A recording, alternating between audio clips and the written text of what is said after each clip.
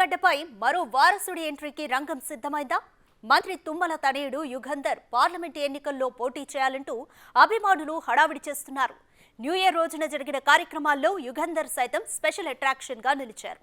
రాజకీయాల్లోకి రావడంపై తుమ్మల యుగంధర్ ఏమంటున్నారు?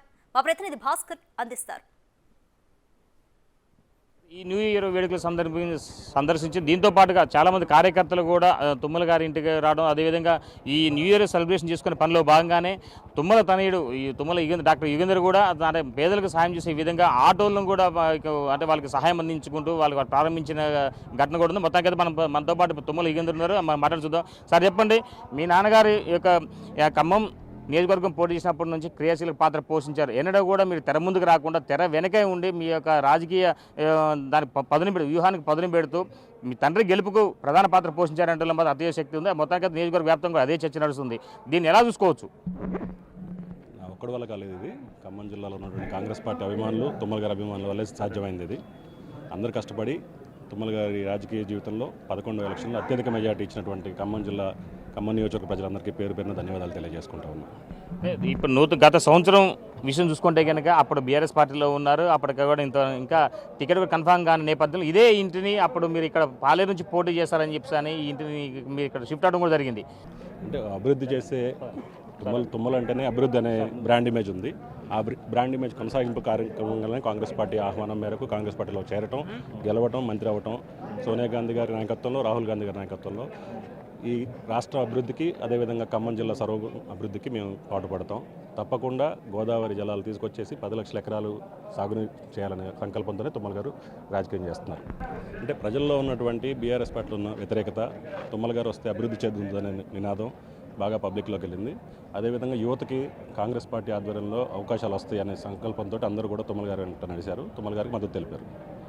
తుమ్మల గారు ఆయన మినిస్టర్ హోదాలో ఉన్నా సార్, ఎప్పుడున్నా సార్ నియోజకవర్గ అభివృద్ధి కోసం పాటుపడుతున్న నేపథ్యంలో చాలా వరకు మీరు వెనక ఉండి ప్రతి సమస్యలో ప్రతి ఒక్క సామాన్యుడు కూడా మీరు అందుబాటులో నేను విన్నాను అనే ఒక సంకల్పంతో మీరు ముందడుగేస్తూ ప్రతి ఒక్క కార్యకర్తను కానీ యువతను కూడా ముందు మీరు ఆకట్టుకుంటూ ప్రతి సమస్యపై మీరు దృష్టి మీరు సారించడం, ఆ సమస్యను పరిష్కారం చేసే విధంగా మీరు ముందు వెళ్తారు అనేది ఇక్కడ టాక్ ఉంది. దీన్ని మనం ఎలా చూడొచ్చు?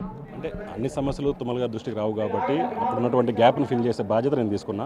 తప్పకుండా ఇన్ని రోజులు నాన్నగారికి రాజకీయ వారసత్వం పట్ల ఇంట్రెస్ట్ లేకపోయినా, నాకు రాజకీయాల పట్ల ఇంట్రెస్ట్ ఉన్నా కూడా వెనక దగ్గర ఉంటాం ఏంటంటే తుమ్మల గారికి రాజకీయ వారసత్వం ఇంట్రెస్ట్ లేదనే. కానీ ఇప్పుడు నాకున్నటువంటి ఇంట్రెస్ట్, నేను చేసేటువంటి కష్టంతో తుమ్మల గారు కూడా సరే ప్రోత్సహిద్దామనే ఆలోచనలోకి వచ్చినట్టు అనిపిస్తుంది. తప్పకుండా వీళ్ళందరి ఆశీర్వాదంతో మంచిగా ఖమ్మం జిల్లాను అభివృద్ధి చేస్తాం. ఇప్పటికే ఖమ్మం జిల్లాలో చాలా వరకు చేసిన పనులు బాగా ఉన్నాయి. గత ప్రభుత్వ హయాంలో చాలా పెండింగ్ పనులు ఉన్నాయి, అక్రమాలు ఉన్నాయి. ఇవన్నీ చూసుకుంటే ముఖ్యంగా కాంగ్రెస్ కార్యకర్తలను కావచ్చు, అనుబంధంగా ఉన్నట్టు ప్రతి ఒక్క నేతను కూడా టార్గెట్ చేసి వాళ్ళ మీద అక్రమ కేసులు పెట్టిన ఘటన కూడా ఉంది. వీటిని మనం ఎలా చూడవచ్చు? తుమ్మల గారు ప్రచారంలో చాలా క్లియర్గా చెప్పారు, అక్రమ కేసులు పెట్టినటువంటి ఏ కార్యకర్త మీద కూడా కేసు ఉండే అవకాశం లేదు. తప్పకుండా అన్నిటిని కూడా పరిష్కరించి ఆ కేసులు తొలగించేదానికి మేము కూడా అందరికీ ఉంటాం. అంటే ప్రభుత్వ ఆస్తి ప్రభుత్వంది, ప్రజలది. దాన్ని మనం ఆక్రమించుకోవటం అనేది రాజకీయం అవకాశం వచ్చినప్పుడు మనం ప్రజలకు మేలు చేయాలి తప్ప అలా ఆక్రమించుకోవాలంటే 40 సంవత్సరాల్లో కొన్ని వేల ఎకరాలు ఆక్రమించుకునే వాళ్ళం. అది కాకుండా ప్రజలకు చెందాలనే ఉద్దేశంతో కార్యక్రమం తీసుకున్నాం. తప్పకుండా ప్రతి గజాన్ని కూడా మళ్ళీ ప్రభుత్వానికి స్వాధీనపరుస్తాం. ఈ 40 సంవత్సరాలు మీ తండ్రి రాజకీయ జీవితంలో మీరు చాలా వరకు మీరు ఆయన దగ్గరుండి ఓనమాలు నేర్చుకున్న, మీరు చాలా వరకు చూసిన నేత. మీ రాజకీయ ఎంట్రీ కోసం యావత్ ఖమ్మం జిల్లా వ్యాప్తంగా ఎదురు చూస్తూ ఉన్నది. అది ముఖ్యంగా యువత కావచ్చు, అదేవిధంగా సానుభూతి పరులు కావచ్చు, నాన్నగారికి ఉన్నటువంటి కోటరే కావచ్చు. మొత్తానికైతే మాత్రం మీ రాజకీయ యొక్క ప్రయాణంపై చాలా ఉత్కంఠ ఉంది. దీన్ని ఎలా చూడొచ్చు? రాజకీయ ఎంట్రీ అనేది ప్రజలు ఇవ్వాలి అవకాశం. తప్పకుండా మనం చేసే కష్టాన్ని చూసి ప్రజలు మనల్ని ఆమోదిస్తారని అవకాశం ఇస్తారని నేను భావిస్తున్నాను. అంతే తప్ప రాజకీయ వారసత్వంగా రావట్లా. నేను రాజకీయ వారసత్వం రావాలని డైరెక్ట్ బీఫామ్ తీసుకొని కూడా రావచ్చు. కానీ ప్రజల్లో నుంచి ప్రజల మధ్య ప్రజల సమస్యలు పరిష్కరించుకుంటేనే ముందుకు వస్తున్నా. తప్పకుండా వాళ్ళ అభిమానం ఇంకా పెంచుతా.